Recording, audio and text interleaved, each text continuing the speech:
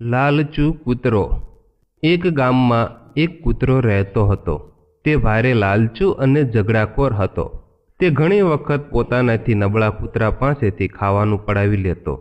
એક દિવસ તે ગામની બજારમાં ચાલ્યો જતો હતો તો તેને એક ઘરના ઓટલા પરથી એક રોટલો મળ્યો। તેથી તે રાજી રાજી થઈ ગયો।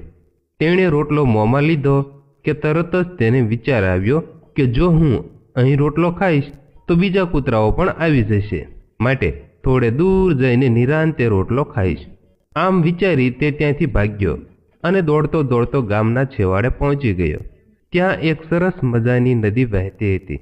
વધુ સલામત જગ્યાએ પહોંચવા તે નદી ઓળંગીને સામે કિનારે જવા તૈયાર થયો। અચાનક કૂતરાની નજર નદીના પાણીમાં ગઈ। તેણે પાણીમાં પોતાનું પ્રતિબિંબ જોયું। પ્રતિબિંબ જોઈને તેને લાગ્યું કે નીચે બીજો કૂતરો ઊભો છે અને તેના મોંમાં પણ રોટલો છે। બીજા કૂતરાના મોંમાં રોટલાને જોઈને તેને લાલચ લાગી કે લાવ આ કૂતરાનો પણ રોટલો પડાવી લાવ તો મને 2 રોટલા ખાવા મળે। એવું વિચારી બીજા કૂતરાને બીવડાવવા માટે પંચવા તેનું મોં ખોલ્યું, પણ જેવું તેણે મોં ખોલ્યું કે તરત જ તેના મોંમાં રહેલો રોટલો પણ નદીના ઊંડા પાણીમાં પડી ગયો। કૂતરાને ભાન થયું, આ તો મેં ખોટું કર્યું। બીજાનો રોટલો જૂટવવા જતાં મેં મારો રોટલો પણ ગુમાવ્યો। લોકો કહે તે વાત સાચી છે કે લાલચનું પરિણામ ખરાબ જ આવે।